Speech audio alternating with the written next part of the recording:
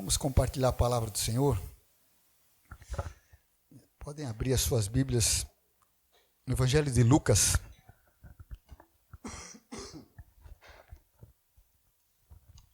Capítulo 1.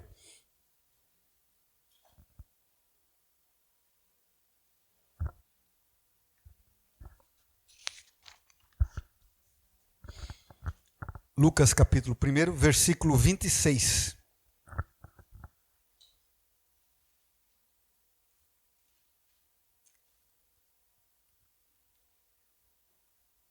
Diz assim a palavra do Senhor. E no 6º mês foi o anjo Gabriel enviado por Deus a uma cidade da Galiléia chamada Nazaré, a uma virgem desposada com um homem cujo nome era José, da casa de Davi, e o nome da virgem era Maria. E vindo o anjo até ela, disse: Salve, agraciada, o Senhor é contigo, bendita és tu entre as mulheres. E vendo-o, ela turbou-se muito com a sua palavra, e considerava que saudação seria esta. Disse-lhe então o anjo: Maria, não temas, porque achaste graça diante de Deus. E eis que em teu ventre conceberás e darás à luz um filho, e chamarás o seu nome Jesus. Este será grande, e será chamado Filho do Altíssimo, e o Senhor Deus lhe dará o trono de Davi, seu pai, e reinará eternamente na casa de Jacó, e o seu reino não terá fim. E disse Maria ao anjo: Como se fará isso, visto que não conheço homem algum? E respondendo o anjo disse-lhe: Descerá sobre ti o Espírito Santo, e o poder do Altíssimo te cobrirá.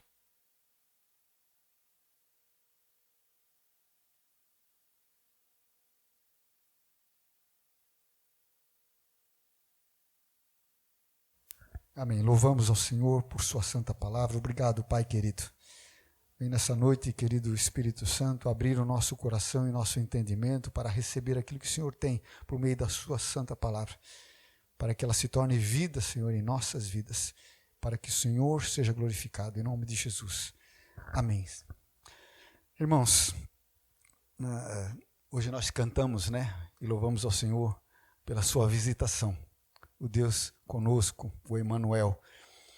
Há 2 semanas eu ministrei com os irmãos a passagem de Gálatas 3, que chegando à plenitude dos tempos, Deus enviou o seu Filho nascido de mulher, nascido sob a lei, para remir os que estavam debaixo da lei.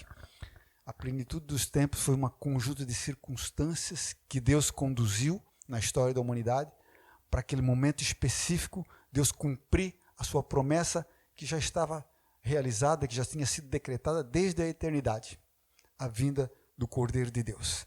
E agora nós lemos esse trecho aqui que fala justamente da anunciação do nascimento de Jesus, quando ele foi gerado, quando ele seria gerado de forma sobrenatural no ventre de Maria. O nascimento de Jesus foi um maior acontecimento na humanidade, comparável também à própria crucificação, mas o nascimento foi o que deu início ao processo da redenção humana. E no Natal Deus cumpriu todas as palavras dos profetas, desde a antiguidade, desde a eternidade, de uma forma maravilhosa, de uma forma sobrenatural. Deus se faz homem e vem habitar entre nós. Nasceu o Emmanuel, o Deus conosco, o servo sofredor, o rei anunciado por Isaías, aquele que esmagaria a cabeça da serpente, anunciado pelo próprio Deus para Adão e para Eva, aquele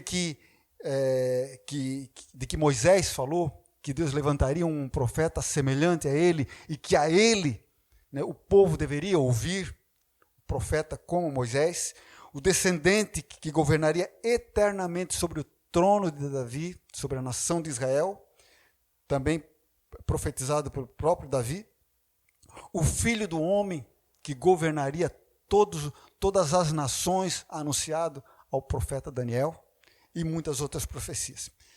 Cada detalhe, irmãos, envolvendo o nascimento de Jesus, nós lemos aqui um trecho somente, mas cada detalhe revela a providência divina, o poder de Deus para conduzir a história da humanidade para um cumprimento perfeito daquilo que ele havia decretado, das profecias descritas na sua palavra.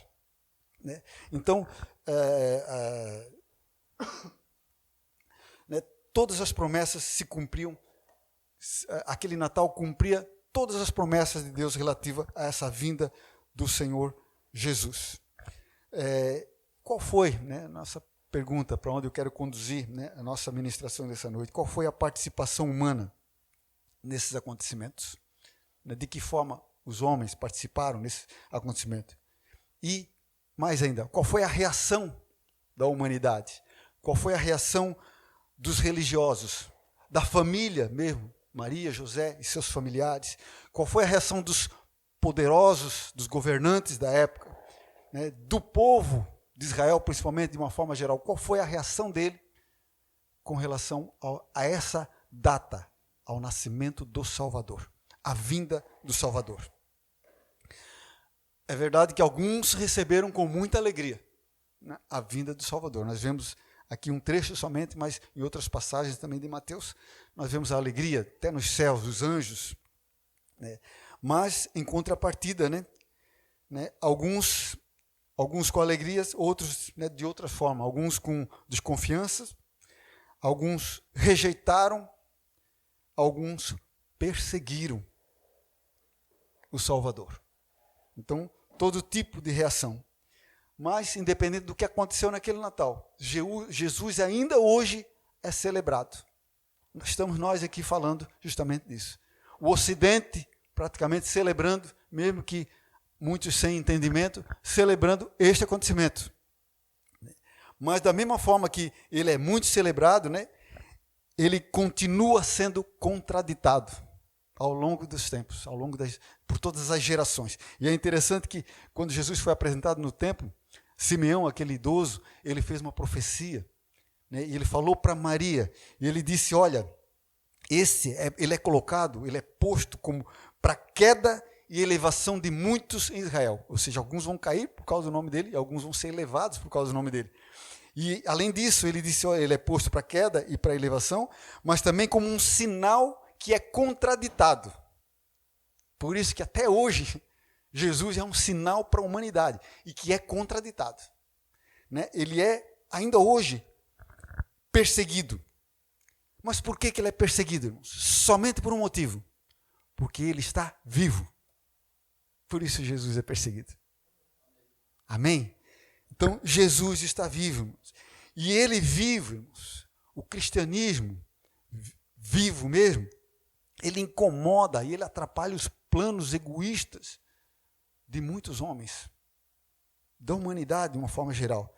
E muito mais, os planos das trevas, eles são atrapalhados por causa de Jesus, da obra de Jesus, porque ele está vivo.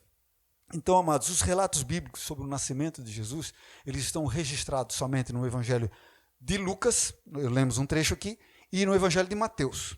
Os dois se ativeram, né, a registrar os detalhes sobre o nascimento do Salvador. Né? Os dois relatos, na verdade, eles se completam, né? Porque no momento em que eles abordam pontos de vista e circunstâncias diferentes, né, eles completam um relato só, uma verdade única, que é a palavra de Deus.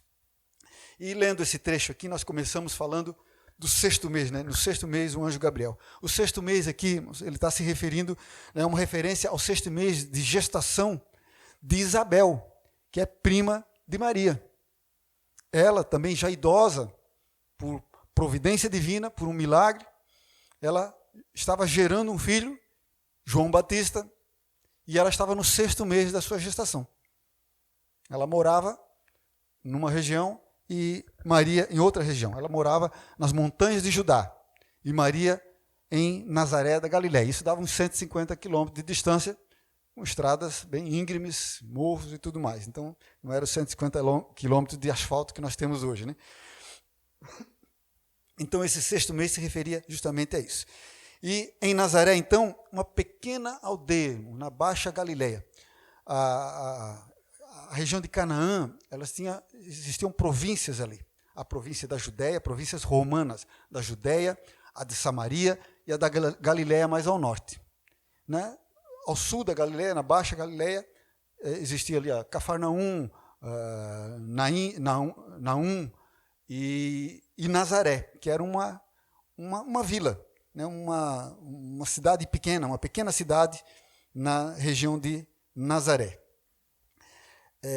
Ali em Nazaré, na Galiléia, viviam Maria e José, e sua família, porque ela ainda era uma jovem, provavelmente aí saída da adolescência, talvez. E a cidade de Nazaré, irmãos, a origem do nome Nazaré, ela tem a origem de uma palavra, né, cuja a raiz hebraica, ela significa ramo, significa rebento, um broto, uma folha que nasce, né, como um broto que é gerado. E esse nome, ele remete a uma profecia lá de Miqueias, né, que fala, e que inclusive em Lucas diz que Maria e José foram habitar, depois que voltaram do Egito, foram habitar em Nazaré, para que se cumprisse a palavra do profeta, de que ele seria chamado de Nazareno. Então, nessa palavra, em Isaías, diz que, Isaías 11, versículo 1, diz que brotará um rebento do tronco de Jessé. Esse rebento do tronco de Jessé, um descendente de Jessé, um filho de Jessé era Davi, e um descendente de Davi, Jesus. Então, por isso, Nazaré, e por isso ele é chamado de Nazareno. E a própria cidade, ela remete a isso, a um broto, a um rebento. O anjo Gabriel, que trouxe essa anunciação, o anjo Gabriel, ali em Mateus, ele mesmo diz que eu sirvo diante do Senhor. Eu sou aquele que estou servindo diante de Deus. E eu venho para te trazer boas novas. O anjo Gabriel é o mensageiro de Deus. Ele é o mensageiro das boas novas. Ele já aparece lá no Velho Testamento, trazendo para Daniel, para o profeta Daniel, informações sobre o futuro, nas profecias que Daniel descreve ali. E ele aparece também 5 meses antes, para Zacarias, esposo de Isabel, para quem ele diz que ele teria um filho na sua velhice, e ele anuncia o nascimento de João Batista para Zacarias. E agora, então, passados esses meses, ele se apresenta para Maria, essa jovem, para anunciar a ela isso que nós lemos aqui. Nós vemos que que esse anúncio ele traz com tamanha ênfase, parece que ele está exultando e se alegrando também com a mensagem que ele está trazendo para ela. São umas boas novas também que ele estava trazendo. A palavra de Deus diz que a festa nos céus quando um pecador se arrepende. Os irmãos imaginam a festa quando Deus enviou seu filho. Ele sabia que seria a obra para tratar com o pecado no coração dos homens, para que houvesse uma eficácia no arrependimento e houvesse o perdão, né, e a condição de perdoar e de remir, que viria somente a partir do nascimento, morte e ressurreição de Cristo. Então, o anjo, quando ele anuncia, ele se alegra também, porque os anjos se alegram com a obra de Deus. Os anjos de Deus, né? Tem um grupo de anjos que lutam contra, né? Nós já sabemos que essa nossa batalha é real. Então esse anjo aqui, ele servia a Deus. Eu sou aquele que assisto diante de Deus, ele diz. E ele vem agora anunciar isso a Maria. E Maria, então, diz aqui, uma virgem desposada de um homem. Olha só, essa jovem, ela já tinha assumido um compromisso de casamento. E nessa condição, tipo um noivado. Só que o noivado, na antiguidade, já era considerado um casamento. Tanto é que se houvesse uma separação, não vamos casar mais, seria considerado um divórcio já. Porque o contrato de casamento era feito no noivado. Ali eles estavam aliançados e casados. Por isso que ela diz, uma jovem desposada. Mas eles só selam, o casamento só seria selado quando eles se unissem. E essa união não tinha ocorrido ainda. Mas o compromisso já havia. Então ela já estava desposada, né, de um homem, né, de José, aqui no caso. E quando o anjo se apresenta para ela, ele diz para ela, olha, tu és agraciada e bendita. Olha só que palavra maravilhosa, irmãos. Imagina um anjo aparecer para a gente, para você, e falar que você é agraciada, você é agraciado, você é bendito de Deus. Ele diz, olha, bendita és tu entre as mulheres. Ela seria bendita entre as mulheres por conta do ministério, da missão que ela receberia, de gerar o Salvador.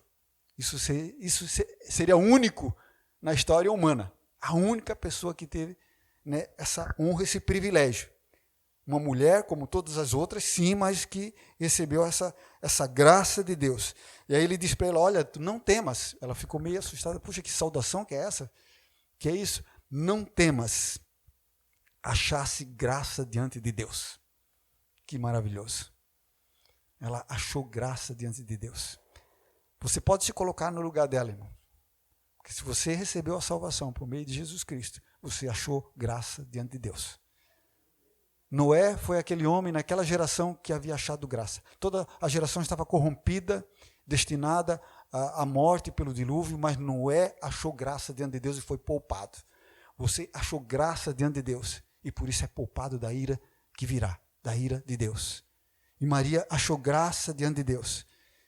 Então, ele acalma o coração dela, né, de qualquer temor. Não, fica tranquilo que eu tenho boas notícias para ti. Né? Não temas, ele está dizendo para ela. E aí ele diz, olha, em teu ventre tu conceberás e darás à luz um filho. E ela diz, olha, esse filho se chamará Jesus, porque ele salvará, porque o nome Jesus quer dizer salvação. Ele salvará o povo do seu pecado. E ele disse que ele também será chamado Filho do Altíssimo. Olha só, ele é filho de Maria, mas ele é filho do Altíssimo também. E é isso mesmo, porque ela, poxa, como será isso se eu não conheço o homem? Pelo poder de Deus que descerá sobre ti, a sombra do Altíssimo te cobrirá. O Espírito de Deus é que vai fazer essa obra e gerar ele no teu ventre. O anjo então esclarece isso para ela. Isso seria feito pelo poder do Altíssimo que cobrirá ela com o Espírito Santo de Deus. Tudo isso é muito bonito e maravilhoso, mas nós temos que lembrar algo, irmãos, né? Uma gravidez de uma jovem, antes de coabitar com o esposo, naquela cultura antiga, era algo terrível. Era algo, né, Mateus disse que ela estava desposada e concebeu com José, e concebeu antes de se ajuntarem. Ou seja, muito claramente, né, antes de ter qualquer contato com o seu esposo, ela já estava grávida. Como enfrentar isso diante da sociedade? Mesmo que os pais crescem nela, por conhecer o caráter dela, e ela contasse essa história toda, mesmo que os pais cresçam, mas e toda a vizinhança, e o povo, e o marido, como administrar isso? Isso significava, irmãos, desonra para ela. Isso significava estar condenada a viver por toda a sua vida sem ter um marido, porque ninguém ia querer casar com uma mulher nessas condições. Na antiguidade, a cultura era muito rigorosa com relação a isso. Muito rigorosa. E ela estava correndo o risco, né, de ser morta por adultério. Que era o que estava previsto na lei. Não só na lei de Moisés, mas até os povos antigos tinham isso nas suas legislações. A morte por apedrejamento, no caso. Então, olha só que situação que ela se encontra.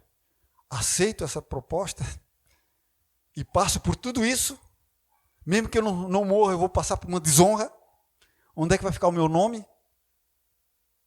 Eu que sou uma mulher justa, sou correta, ela sabia, conhecia a sua integridade também, porque o próprio Deus testificou através do anjo de que ela era, né, bendita, ela era agraciada, que Deus se agradava da vida dela. Né? Então, o que eu faço? E outro detalhe, uma jovem, não é uma pessoa já madura, firme na fé, que a gente pode... Mas não, uma jovem. Essa é a grande decisão, irmãos, de todo aquele que se encontra com Jesus. Não sei se todo mundo já tomou essa decisão na sua vida, mas quando nós tomamos essa decisão e abraçamos Jesus, permitimos que ele seja gerado, gere uma nova vida em nós, né? Nós renunciamos a muitas coisas, precisamos renunciar a muitas coisas, né? Para que Cristo seja gerado no nosso interior. Principalmente nos níveis, escalões mais altos aí da sociedade, às vezes as pessoas não querem isso por vergonha, preferem, né, os títulos e as honras humanas e não querem a honra de Deus. Então, às vezes é algo que as pessoas rejeitam por isso. Mas a resposta de Maria foi: eis aqui a serva do Senhor, cumpra-se em mim segundo a tua palavra. Que maravilhoso, irmãos. Que maravilhoso. Então, isso, irmãos, só é possível com os olhos da fé. Correr o risco até de vida, mas tendo certeza que foi Deus que mandou, foi Deus que orientou, foi Deus que quis assim. Essa convicção, irmãos, é que pode levar a pessoa a tomar uma decisão dessa. Mas a pessoa só pode ter essa convicção se ela tiver realmente intimidade com o Senhor. Se ela conhecer o Senhor, ou conhecer a sua voz e entender a sua voz. A pessoa não tem relacionamento com Cristo, ela não vai conhecer a voz de Jesus. Jesus disse que as minhas ovelhas conhecem a minha voz. Então, se ela conhecer a voz de Jesus, ela pode tomar essa decisão, sim, com firmeza e com confiança e com fé. E Deus vai conduzir segundo os seus propósitos eternos. E ela assumiu esse propósito, tomou essa decisão. O que vai acontecer não era mais problema dela, era Deus. Assim nós temos que conduzir a nossa vida, né, diante de Deus, quando entendemos que Deus nos dá uma direção a tomar. Por mais que nós não vemos com olhos humanos qualquer possibilidade daquilo dar certo, de ter sucesso, se foi Deus que mandou, as portas, né, necessárias é Ele que vai abrir. A condução pelo caminho é Ele que vai conduzir. Então foi essa confiança que ela teve em Deus. É isso que é digno de ser ressaltado aqui, né? A confiança que Maria teve. Então, nós vimos, falamos do anjo Gabriel, falamos de Maria, e agora vamos falar de Isabel, né? Isabel, ela já tinha provado o milagre, né? Ela já era idosa, e Deus, quando ela se engravidou, ela disse que Deus tirou o meu opróbrio, a minha vergonha, e me deu um filho. E não somente um filho, mas um filho que seria um profeta, um filho que iria adiante do Senhor, um filho que converteria o coração dos pais aos filhos e dos filhos aos pais, para que muitos de Israel ficassem com o coração preparados para a vinda do Salvador. Então ela não era um filho qualquer, ela ia gerar um filho, né, que era também resultado de uma profecia. E ela foi agraciada também, de certa forma. Então, Isabel, irmãos, quando ela já estava no 5º mês, então diz a Bíblia que no 6º mês da gravidez de Isabel, o anjo foi lá e falou com Maria. E o anjo depois disse para ela: olha, eis que ele começa falando, né? Eis que Isabel, no 36, tua prima, concebeu um filho em sua velhice. E este é o 6º mês para aquela que era chamada estéril. Então o anjo disse para Maria, e Maria fez o quê? Poxa, eu preciso confirmar isso. Ela rapidamente, não demorou muitos dias, ela se arrumou e foi lá para Judá, para as montanhas de Judá, visitar a sua prima Isabel, que já era idosa. A prima já era uma idosa. E para conferir se era de acordo mesmo com o que o anjo anunciou. Então, e é isso que temos que fazer. Se Deus dá um sinal, dá uma direção, nós temos que ir lá, e isso fortalece a fé. E quando ela entrou, é maravilhoso, quando ela entrou, ela saúda a sua prima, e Isabel, então ela fala assim, no 42 aqui, ó. Exclamou com grande voz e disse: bendita és tu entre as mulheres, e bendito o fruto do teu ventre. Ela não falou nada para Isabel. Eles não tinham comunicação, nem telefone, nem WhatsApp, nem nada. Tanto é que Maria nem sabia que Isabel estava grávida, isso já era o 6º mês. E ela chega lá, Isabel, sem saber de nada, diz: olha, bendita és tu entre as mulheres. Aquilo que o anjo falou, já confirmou no coração dela. E bendito o fruto do teu ventre.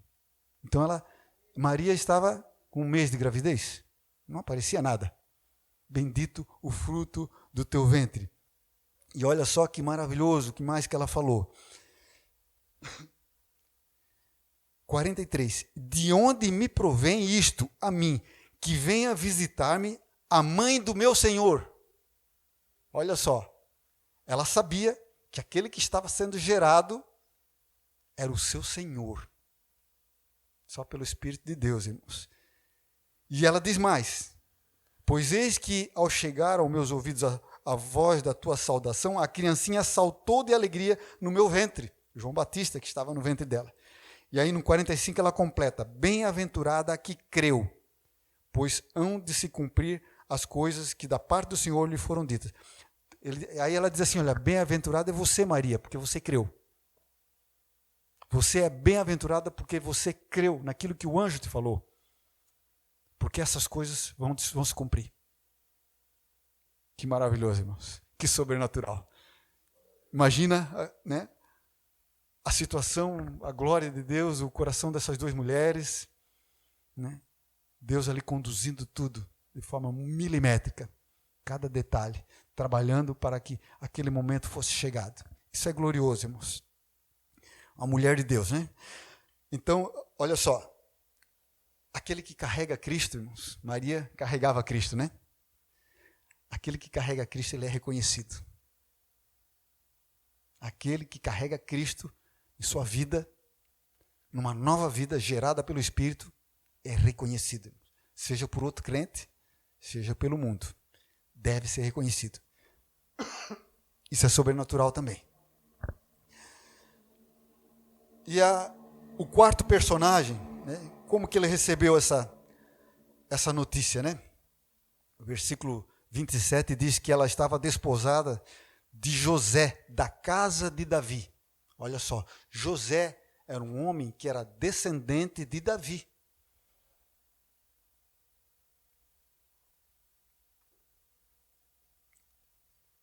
Mateus, no Evangelho de Mateus, diz que um anjo apareceu em sonho para ele e chamou ele de José, filho de Davi.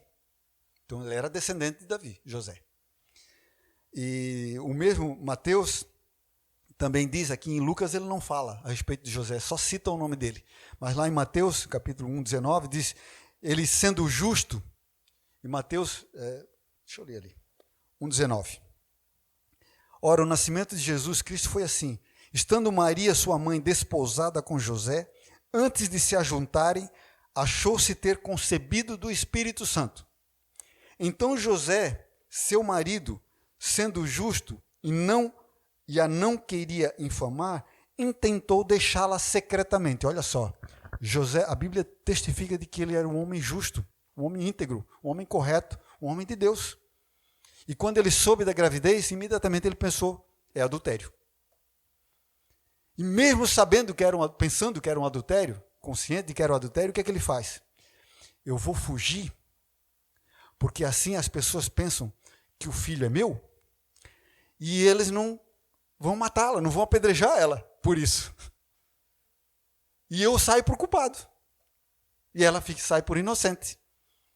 Porque a Bíblia justifica ele aqui. Ele sendo justo e não querendo infamar ela, que as pessoas falassem mal dela, não que falem mal de mim. Então, olha só a atitude nobre desse homem.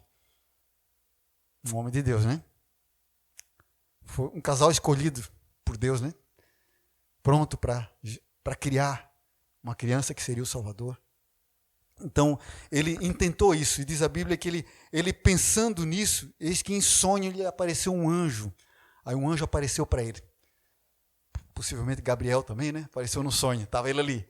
Diz, olha, não temas receber Maria, tua mulher, porque o que nela está gerado é do Espírito Santo.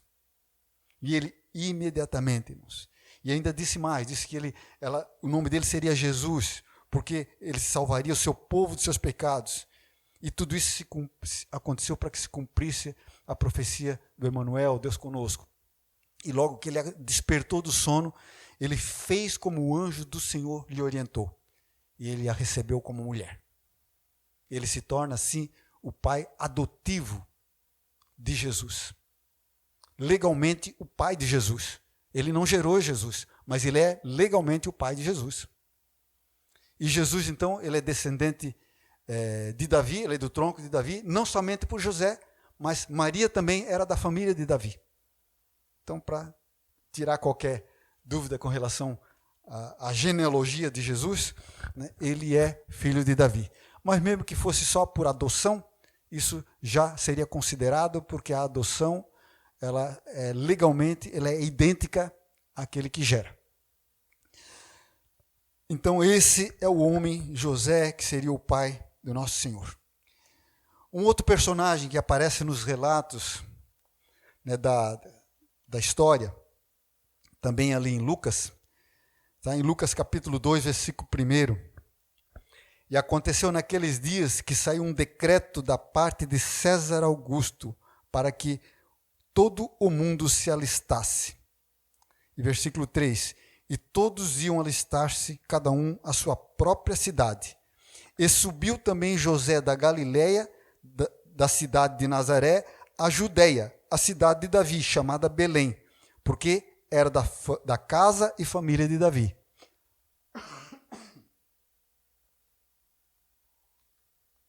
Então esse personagem, irmãos, que ele não entendia nada do que estava acontecendo, mas só que era o homem mais poderoso do mundo antigo. O homem que tinha o maior poder, era o imperador romano da época.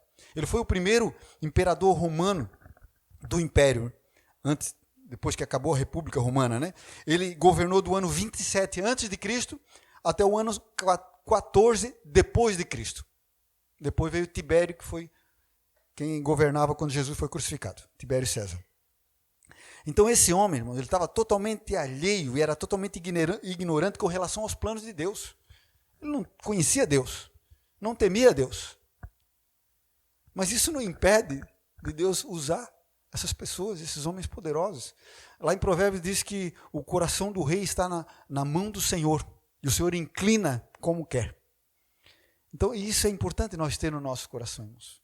Nós pedimos as coisas para Deus, às vezes coisas que nós vemos como impossíveis, coisas que dependem de autoridades, de poderes, de governos. Puxa, está tão distante da gente. Mas nós temos um que é muito mais poderoso e está muito mais próximo da gente. E querendo Deus, nenhum desses poderes terrenos vai impedir o que Ele quiser fazer, o que Ele determinar, o que Ele decretar. Não há restrição para o poder de Deus. Não há restrição humana para o poder de Deus. Então esse homem que não entendia nada do que estava acontecendo, ele faz uma coisa, ele baixa um decreto para que todo o Império Romano, todo o Império, houvesse um recenseamento, isso para efeitos de tributos, provavelmente, e todo mundo tinha que ir para a sua cidade natal e se registrar nesse censo, nesse cadastramento. E como José e Maria eram de Belém, eles moravam em Nazaré, mas a família era de origem ali de Belém, que era a cidade de Davi, Belém. Eles tiveram que viajar, irmãos, justamente no 9º mês da gestação dela. É muita coincidência, né? É muita coincidência. E por que eles tiveram que nascer ali? Por que eles tiveram que viajar ela no 9º mês de gestação? Irmãos, o Salvador, ele precisava nascer em Belém. Tinha que ser em Belém, estava na profecia. E tu, Belém Efrata, de ti virá o Salvador, aquele cujas entradas são eternas. Belém Efrata. Efrata é o caminho que leva até Belém, onde Raquel, a esposa de Jacó, foi sepultada. Depois, quando os meninos foram mortos por Herodes, ali em Belém, nos arredores, diz que Raquel chora pelos seus filhos, que já não são mais. Por quê? As crianças que moravam em Belém que foram assassinadas. E Raquel chorando foi uma forma poética e profética, né, de falar desse fato, aquilo que já foi profetizado lá. Então, e é interessante também, irmãos, que ali nas proximidades de Belém havia uma localidade chamada Migdal Eder, que significa a torre de vigia. Era uma região de criação de ovelhas para o sacrifício no templo. Porque os peregrinos vinham para sacrificar no templo. Eles não traziam animais, viagem longa e tudo mais, eles traziam dinheiro. E ali eles compravam os animais para sacrificar no templo. Os cordeiros eram criados em Migdal Eder, na torre, onde havia uma torre de vigia, em que eles cuidavam para os lobos não atacarem o rebanho. Então, veja bem, Jesus nasceu em Belém. Os pastores, foi anunciado para os pastores de Migdal Eder. Davi devia também apacentar suas ovelhas naquela região, que é próxima a Belém ali, uma localidadezinha. Então, amados, isso é muito profético. Né? Essa região, esse local, estava ligado intrinsecamente à vinda do Messias, ao nascimento de Cristo. Esse local onde eles estavam. Então, esse imperador, ele foi usado de uma forma sobrenatural por Deus, sem saber. Sem saber. Ele estava cumprindo o propósito de Deus. Para Deus não há restrição. Nada é impossível. Então, outros personagens que eu quero citar aqui, não um específico, mas quero falar, está ali em Mateus. Né? Olha só o que diz ali em Mateus 2, capítulo 2, versículo 7. Não, perdão.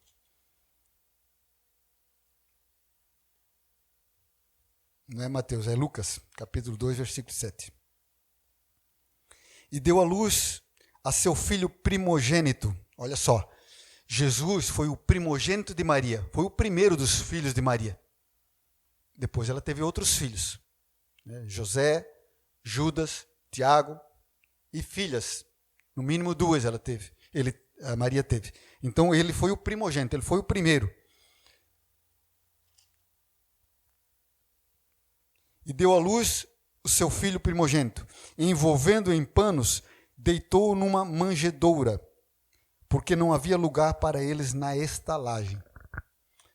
Então, que pessoas que eu quero trazer aqui para a nossa ministração? Todos os habitantes de Belém.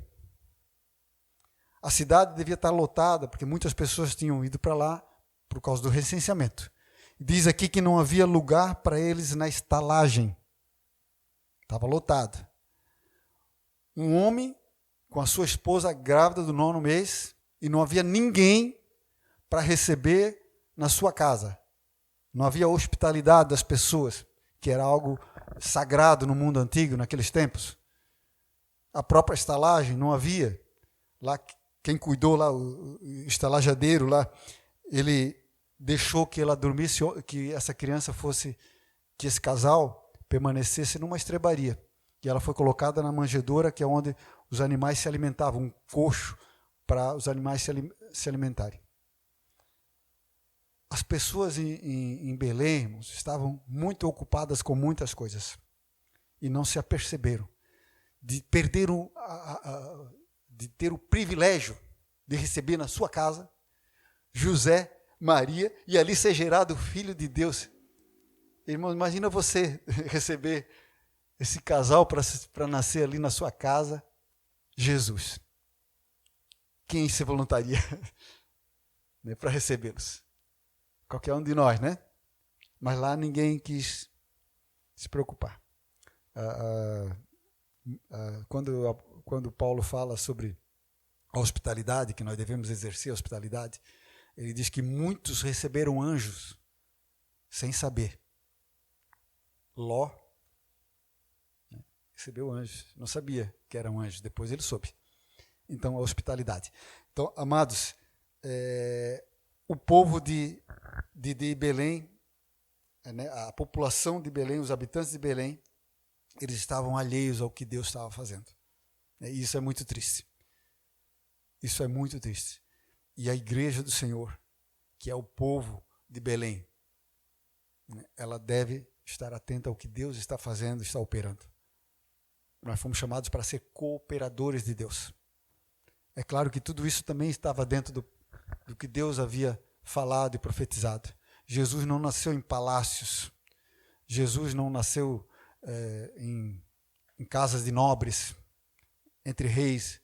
não nasceu como príncipe, embora ele fosse um príncipe e rei. Ele nasceu no lugar mais humilde que poderia existir, mais humilde dos humildes. Ali ele foi gerado. Ali já era um prenúncio, irmãos, da sua rejeição. Não tinha lugar para ele na estalagem. Não, tu fica lá junto com os animais. Ali já era o prenúncio da sua rejeição. Mas o prenúncio da nossa redenção. Porque ele se humilhou até a morte e morte de cruz. E glória a Deus por isso. Glória a Deus por ele ter nascido numa manjedoura. Louvamos ao Senhor por isso. Amados, outras pessoas que eu quero fazer menção, e aí sim também está em Lucas.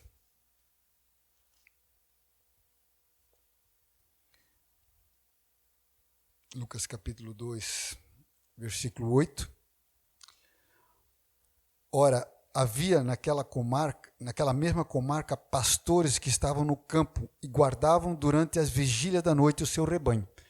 Então, naquela noite em que Jesus nasceu, haviam pastores que estavam no campo guardando o rebanho. Então, esse é um indicativo de que certamente Jesus não nasceu em dezembro, que não seria um mês em que as ovelhas estariam no campo, elas estariam no curral, por causa do frio. Então, certamente, Jesus nasceu um período mais ameno, agosto, setembro, por aí. Então, por eles estarem no campo, certamente não foi dezembro. Mas não importa a data, o que importa é o fato que nós celebramos. E o que nós estamos falando hoje, o que está escrito na palavra de Deus. Então, esses pastores estavam cuidando do rebanho. E eles, então, o anjo do Senhor apareceu para eles, né, e deu a notícia, trago boas novas, que será de grande alegria, que será para todo o povo. Porque hoje vos nasceu, na cidade de Davi, vos nasceu hoje o Salvador, que é Cristo Senhor. Vos nasceu para vocês. Vos nasceu. E na mesma hora, uma multidão de anjos louvando a Deus e dizendo: glória a Deus nas alturas, paz na terra, boa vontade para com os homens. Essa iniciativa de Deus, no cumprimento da profecia de enviar Jesus, foi uma boa vontade, foi graça de Deus para com os homens. E os anjos louvavam a Deus por isso. Os anjos se alegravam por isso. Os pastores viram aquilo ali. E qual foi a reação desses pastores? Os pastores que estavam lá em Migdal Éder, cuidando das ovelhas que seriam levadas para o templo, para o sacrifício. Então esses pastores tinham que estar também presentes ali, cuidando do Cordeiro de Deus que tira o pecado do mundo, que seria levado para o sacrifício. E o que eles fazem? Logo que passou aquela visão, eles vão correndo, olha só, e foram apressadamente e acharam Maria e José e o menino deitado na manjedoura. E eles louvaram a Deus por isso. Eles foram lá e viram, eles creram nos anjos e apressadamente, eles não demoraram, se apressaram para ir lá e constatar aquilo que os anjos anunciaram para eles e se alegraram com aquilo. E não só foram lá e creram e adoraram, né, mas eles saíram de lá e contaram para todo mundo, eles proclamaram aquilo que Deus estava fazendo. Gente, Deus está fazendo coisas grandes, anjos apareceram, o Filho de Deus, o Salvador, nasceu. Eles anunciaram para todo mundo. Quando Jesus nasce em nossos corações, irmãos, esse é o desejo nosso, é contar para todo mundo essa alegria que nós recebemos.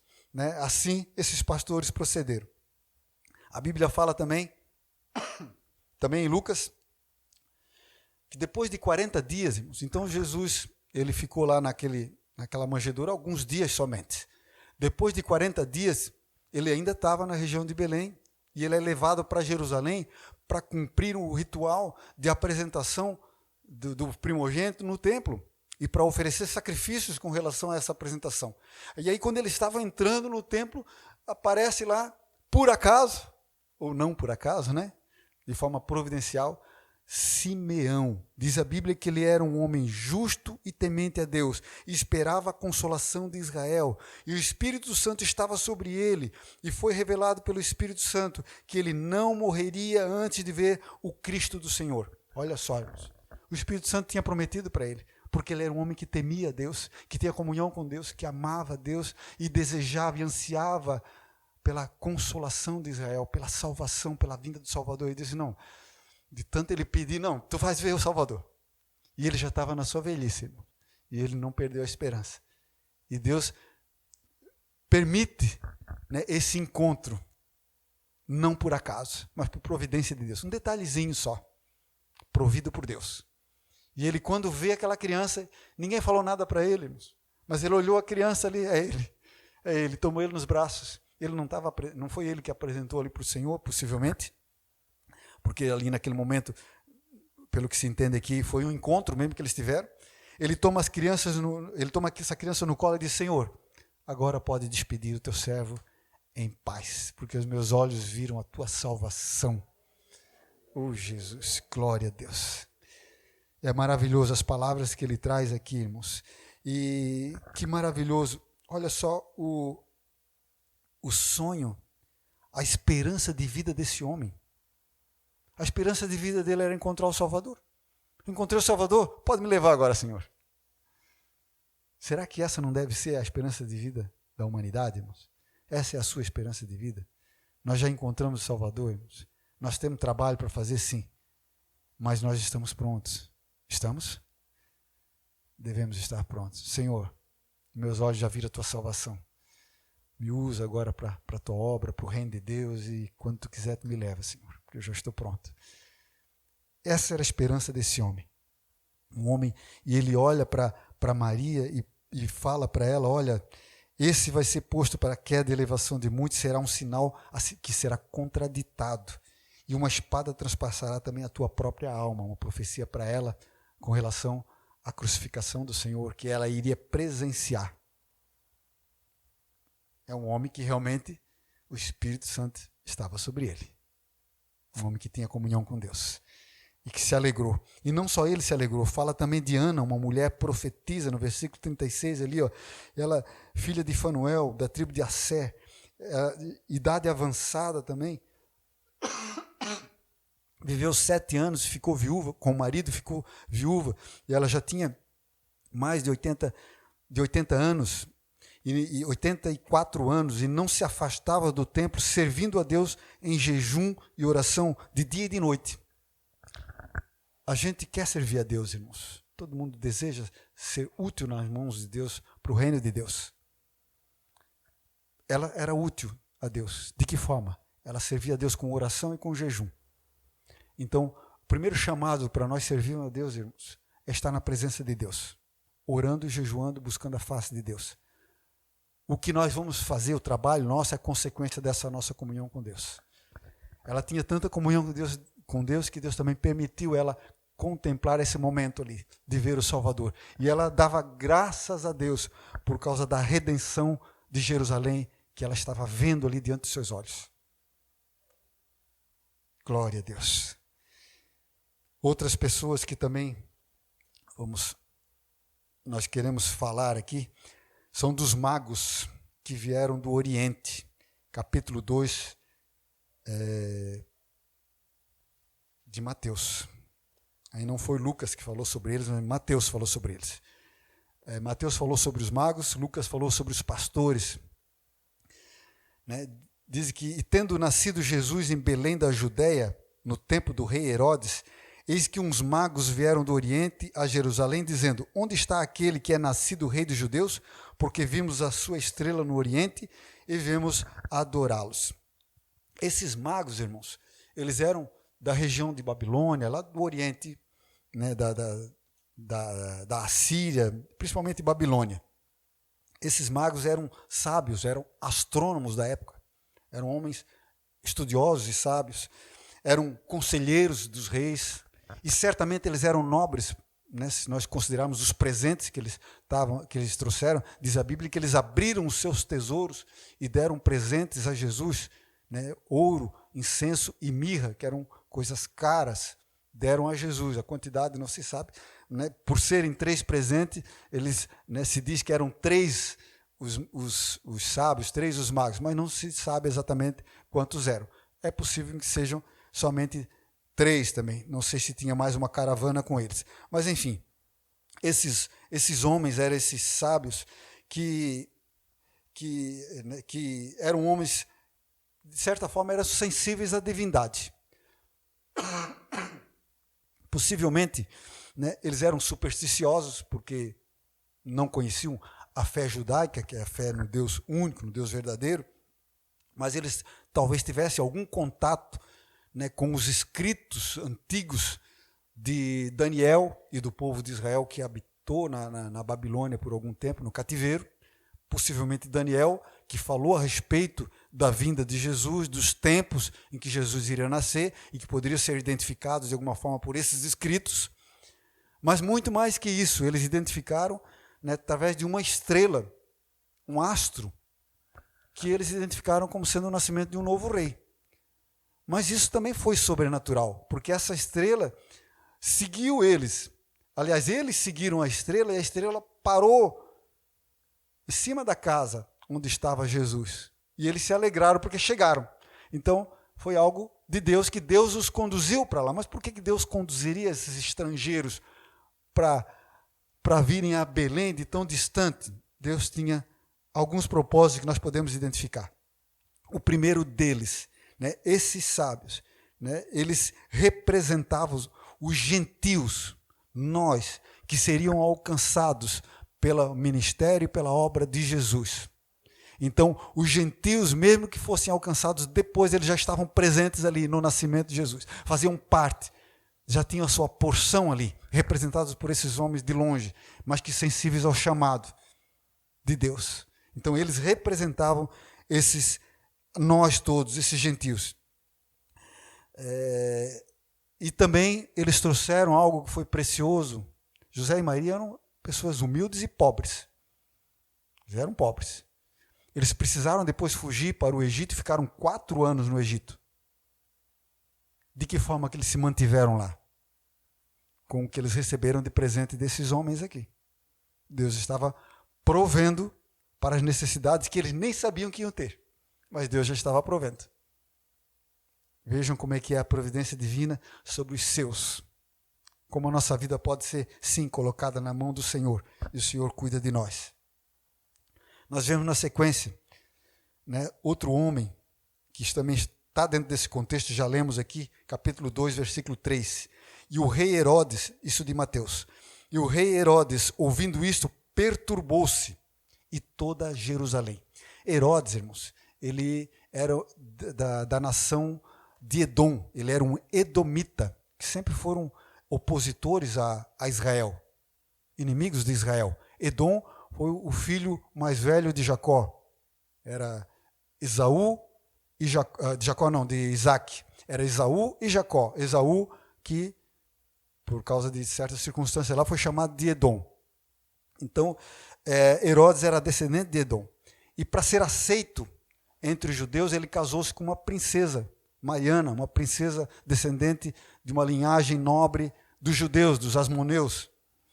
E Herodes, então, ele foi indicado pelo Império Romano no ano 37 a.C. para ser o rei de toda aquela região da Judéia, da Galiléia, da Samaria e até do outro lado do rio. Né, o nome dele na história é Herodes o Grande. Ele tinha um grande... Toda aquela região ele era um rei, com o título de rei, mas governava em nome do Império Romano. E esse homem, irmãos, ele era extremamente desequilibrado, ele era paranoico e cruel. Ele tinha uma mania de perseguição, qualquer suspeita de conspiração contra ele, contra o reino dele, ele mandava matar. Ele matou grande parte dos seus amigos mais íntimos, dos seus conselheiros, matou 2 cunhados, matou a esposa Maiana, matou 2 filhos, por último ele matou o primogênito, que seria o herdeiro dele, no trono. E matou um monte de gente. Aí quando você descobre, você vê na Bíblia que ele mandou matar todas aquelas criancinhas, puxa, será que é verdade? Leia sobre a história desse homem, você vai ver que isso aqui é pouco comparado ao que ele fez antes. A perversidade dele. Então, quando eles vêm e anunciam, olha, onde é que está o rei? Aqueles magos ali, né? Onde é que está o rei dos judeus? Aquilo ali deixou ele, perturbou-se. Ele perturbou-se. E muito astuto, ele diz, não, vai lá, descobre onde é que ele está e me avisa para que eu vá adorá-lo também. Deus apareceu para esses homens em sonhos e disse para eles, né, não voltar para Herodes. Eles foram por outro caminho e foram embora. Quando Herodes soube que foi enganado, ele mandou matar todas as crianças até 2 anos de idade em Belém e nos arredores. Muitas crianças foram mortas ali na tentativa de matar aquele que estava sendo levantado ali como um rei, como um oponente para ele, uma ameaça para o trono dele. Muitos, isso, um homem totalmente possesso, né? Muitos dos poderosos, ele representa, irmão, muitos dos poderes seculares de hoje, de toda a história humana, que sempre perseguiram os cristãos, perseguiram a Jesus para destruir o cristianismo, perseguiram a Bíblia para rasgar e para não permitir, e vejam que nenhum desses homens prosperou e todos eles partiram e estão diante, né, aguardando o juízo por tudo que fizeram. Junto com Herodes tem muitos outros que perseguiram a igreja do Senhor, que perseguiram a Jesus, que queriam matar Jesus. Essa foi a reação desse homem e de muitos hoje que ainda, né, se movimentam dessa forma, né, perseguindo o cristianismo. Outro grupo também, os sacerdotes e os escribas, são os religiosos da época, conheciam as profecias. Quando os magos chegaram, Herodes ficou perturbado, diz que toda Jerusalém ficou perturbada. Essa Jerusalém são os governantes de Jerusalém, o povo não soube dessa história. Então, Herodes chamou quem? Os sacerdotes e os escribas, para saber onde é que o Messias ia nascer. Então ele sabia que não era um rei qualquer, que era um Messias prometido de Israel. E os sacerdotes disseram, não, é em Belém. E o que os sacerdotes fizeram? Se perturbaram também. Poxa, mas como é que Deus vai anunciar para os homens lá do Oriente que vai nascer o Messias em Belém e não avisou para nós, que nós somos os representantes religiosos do povo? Religiosos sem Deus. Eles eram religiosos sem Deus. Deus não podia contar com eles. Certamente Deus não iria anunciar para eles. Eles seriam o primeiro a perseguir Jesus, junto com Herodes. Então esses homens são esses religiosos daquela época, irmãos. E esse é um grande perigo no cristianismo hoje. Um cristianismo sem Jesus. Uma igreja com religiosidade, com práticas de culto e de doutrinas e de religião, mas sem vida, sem Jesus. Né? Isso é um risco, né?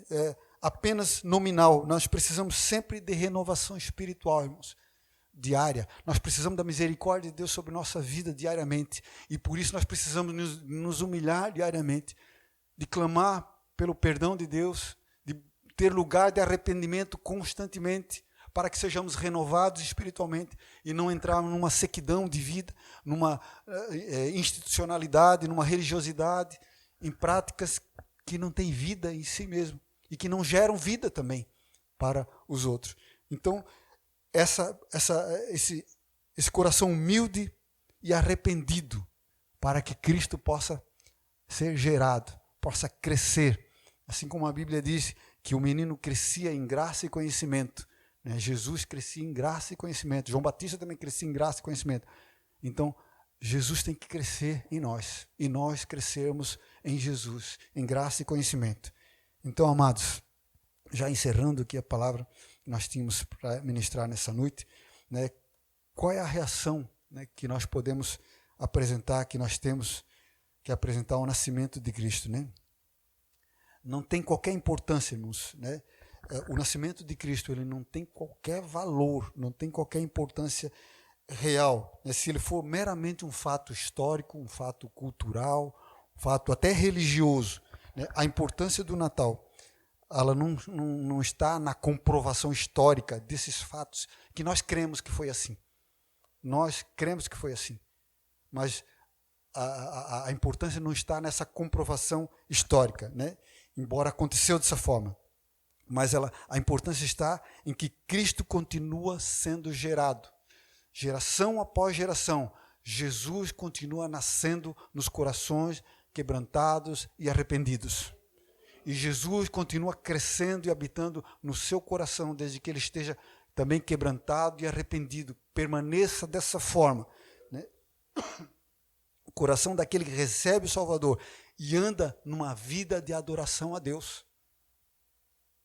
Jesus nasceu num lugar mais humilde que poderia existir para alguém nascer. Realmente até é trágico, é absurdo o Criador do universo nascer naquele lugar. E para ele nascer no coração de alguém, esse coração tem que ser assim, igual àquela manjedoura, humildade plena, sem nada humano, para que ele possa ser gerado ali, e ele possa se desenvolver. E para ele crescer em nossas vidas, o coração tem que ser mantido assim, dessa forma humilde, sempre aprendendo e recebendo do Senhor. E assim nós podemos sim falar verdadeiramente do Natal. Para finalizar, Hebreus 2 diz assim, portanto, convém-nos atentar com mais diligência para as coisas que já temos ouvido, para que em tempo algum nos desviemos delas. Atentar com mais diligência para todas essas coisas que nós temos ouvido. Não só aqui, agora, nessa noite, mas tudo que nós temos ouvido ao longo da nossa caminhada de fé. Guardarmos atentamente isso no nosso coração e praticarmos verdadeiramente isso em nossas vidas, para guardarmos essa grande salvação que nós recebemos, essa graça maravilhosa do Senhor, com a qual o Senhor nos agraciou. Nós somos bem-aventurados. Amém, meus irmãos? Louvamos a Deus por isso. Vamos nos colocar de pé para orarmos, para agradecer a Deus por tamanha graça, benevolência, misericórdia, bondade, por tamanha dedicação do Senhor a ponto de fazer tudo o que Ele fez para que nós hoje pudéssemos estar aqui. Isso é maravilhoso e glorioso demais, irmãos. Nós, pecadores e falhos, pó, e o Senhor, o Criador do universo, dos céus e da terra, se fazer homem, nascendo daquela forma, naquele lugar, e pior ainda, morrendo uma morte de cruz, para nos salvar. Pai amado e Deus Todo-Poderoso, glórias te damos, Senhor. Glórias, glórias, glórias ao teu nome para sempre, Senhor. Pai, nos alegramos e nos juntamos, Senhor Deus, aos anjos do céu, aos santos aqui na terra, Senhor Deus, para celebrar, ó Deus, com alegria, Deus, com gratidão, Senhor. Ó Deus, a visitação que o Senhor nos trouxe, de um modo sobrenatural, de um modo, Senhor, inacreditável aos homens, Senhor Deus, de um modo louco, Senhor Deus, com que Tu nos alcançasse. Mas é a sabedoria de Deus manifesta, Senhor Deus, para que nós pudéssemos ser alcançados, Pai, por Ti. Jesus, obrigado, nosso Senhor. Obrigado por o Senhor um dia ter nascido lá naquele lugar, humilde, Senhor. Oh Deus, obrigado, Deus, por Tua obra, Deus. Obrigado, Jesus, por Tua morte na cruz, como um maldito de Deus, para que nós fôssemos benditos do Pai. Senhor, não merecemos, Senhor Deus, e jamais mereceremos tamanha dádiva e graça e misericórdia que nos alcançou.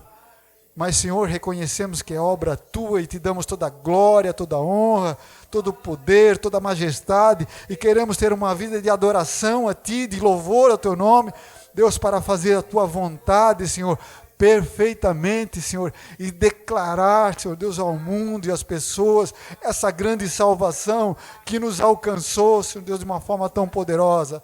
Assim como aqueles pastores saíram anunciando, Senhor, nós também queremos, Senhor, declarar, Deus, que as nossas vidas sejam como luz, Deus, para esse mundo que está nas trevas e sem esperança, Senhor. Pai, em nome de Jesus, nos dá graça nesses dias de Natal, de Ano Novo, de celebrações, Senhor Deus, para que sejamos prudentes e sábios, Senhor Deus, e possamos, Senhor, Te honrar, Deus, com as nossas vidas, no meio onde nós estivermos, Pai, para que o Senhor seja glorificado em nosso viver. Assim nós oramos, Pai, com gratidão, em nome de Jesus. Amém. Amém, meus irmãos, estamos encerrando.